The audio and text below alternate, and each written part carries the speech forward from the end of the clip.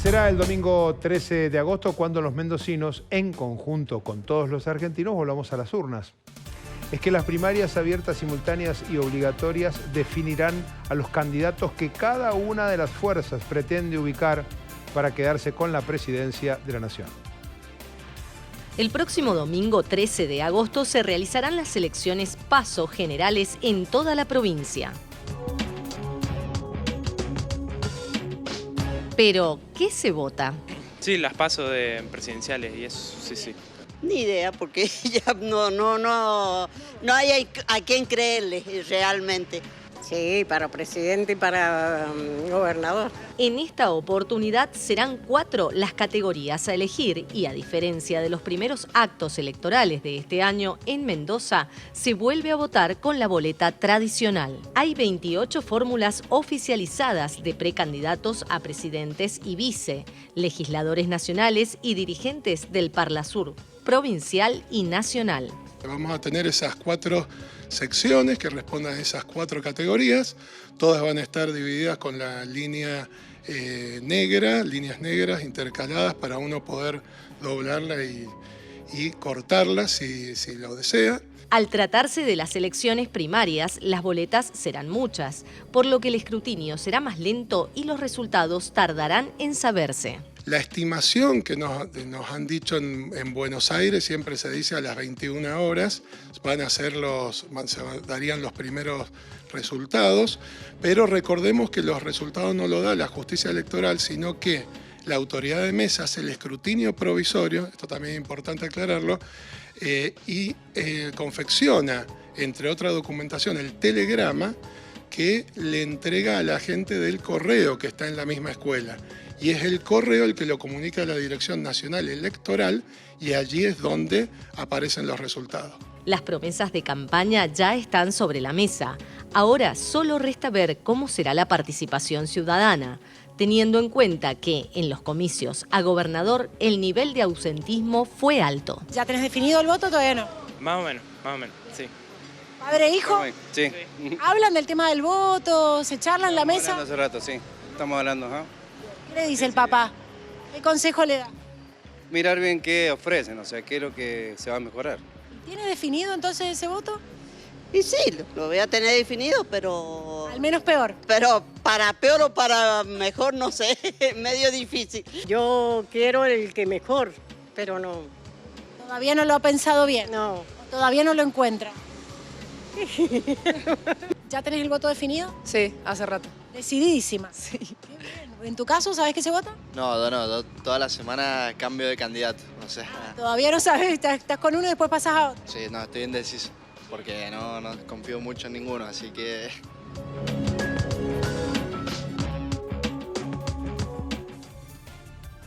¿Y ahora qué, Torres? Sí. Nosotros vamos a estar acá, vamos a estar acá Sí. el domingo 13 con un operativo que estamos preparando para llevarles las alternativas a esta elección. Tremendo desafío tiene el próximo gobierno, tremendo. Pero acá no veo política, veo computadora, veo unos papel moneda. Sí.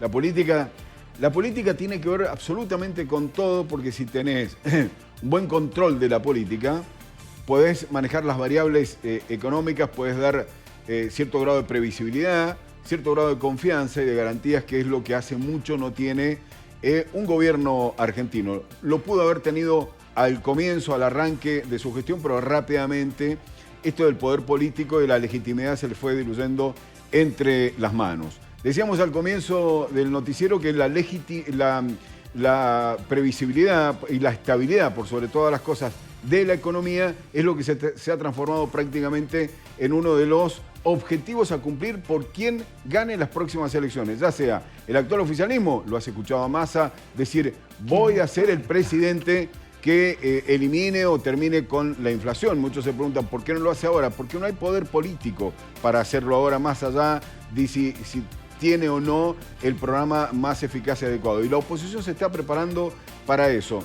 Estabilizar la economía significa salir a combatir la inflación. Como ya prácticamente todo el mundo ha entendido que se trata de un fenómeno monetario, la inflación. Esto es, ante la mayor cantidad de pesos que están circulando por la plaza, el peso pierde valor frente a la moneda de referencia La moneda de referencia es el dólar, que es un precio más de la economía. Los salarios es otro de los precios de la economía. Lo de los productos alimenticios son otros precios de la economía. El dólar es un producto más de la economía, así lo explican prácticamente los economistas y los especialistas en finanzas. Hay que controlar el Banco Central. Hay que modificar la Carta Orgánica del Banco Central. Es decir, que el Banco Central no esté a disposición de decisiones estrictamente políticas y más bien poco técnicas, sino que sea un ente autárquico. Y absolutamente técnico. Y que no se Exacto. meta ninguna fuerza de ninguna naturaleza. Vos sabés que el año pasado, 3 economistas hicieron un trabajo que les llevó prácticamente un año y trataron de ver qué es lo que había pasado en la región sobre los programas de estabilización.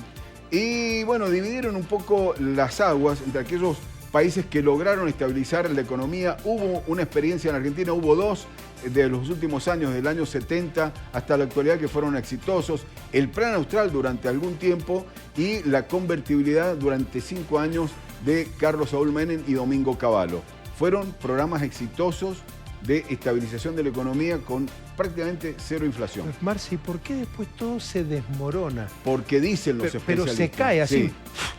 Y se cae el naipe. Porque dicen los especialistas que después de un tiempo de 10 o 15 años de un programa exitoso de estabilización de la moneda, de la economía, sobreviene un periodo de crisis y hay que estar atentos a ese periodo de crisis. Argentina era muy frágil en los años 80 con el gobierno de Alfonsín y de un plan austral que estabilizó por algún tiempo muy breve la economía. Con Menem pasaron 5 años, pero ¿qué pasó? Comenzó un proceso inflacionario, comenzó un proceso de endeudamiento brutal que desencadenó en la crisis del 2001 y 2002. ¿Por dónde hay que empezar? Por el control del Banco Central. Lo hizo Israel, por ejemplo. Ya alguna vez lo charlamos. Israel fue directamente, hizo un acuerdo, Shimon Peres hizo un acuerdo con todas las fuerzas políticas en su momento y dijo, bueno, vamos a usar el Banco Central como se debe usar, pero todos tenemos que estar de acuerdo. El Banco Central no debe emitir. Y esto que vos decías debe ser autónomo y debe ser el que fije los lineamientos de la política monetaria de la nación, del Estado y no del gobierno. Porque las decisiones políticas van por otro lado y para eso uno preside la nación, para tomar esas decisiones políticas. Entonces se cree que el 11 de diciembre, sea Bullrich, Rodríguez Larreta, sea Massa, sea Milei, quien alcance la presidencia va a tener que pararse frente a los argentinos y decir cómo estamos realmente, estamos mal, y buscar un acuerdo o no, eso se verá de acuerdo con la estrategia, pero sí avanzar en una modificación de la Carta Orgánica del Banco Central. Hay muchos proyectos dando vuelta, hoy te mostramos uno que lo está haciendo un mendocino, lo está haciendo Lisandro Nieri, lo presentaron el año pasado y ahora en las últimas horas cuando estuvo Patricia Bullrich por aquí, hubo un momento de la conferencia de prensa de ayer, no le prestamos demasiada atención cuando le preguntaron a Patricia Bullrich sobre la inflación y qué iba a hacer el 10 de diciembre o el 11 de diciembre. Miró hacia un costado y dice, yo le voy a pedir a Lisandro que después explique. Nunca explicó nada de Lisandro porque nadie fue a preguntarle después a Nieri lo que había pasado y la situación se diluyó. Y esto es lo que y esta es la explicación. Esta es más o menos la explicación, es un proyecto de aproximadamente 30 fojas que ha sido confeccionado, ha sido presentado incluso el año pasado, lo están desempolvando y probablemente pueda ser una de las primeras herramientas que de llegar a la presidencia Bullrich les presente al Parlamento y a los argentinos. Vamos al hueso, cambios, estabilizar los Prohibir precios. que financie al Tesoro. Está en rojo, claro. Esto es importante. Esa es la puerta del banco. Que no te presten plata. Es el cartel de la puerta del banco. Exactamente. Eso va a permitir una estabilización de los precios, la estabilización financiera del país y el crecimiento económico. Estos son cambios con objetivos. Sigamos rápidamente. Otras de las prohibiciones que va a tener el Banco Central.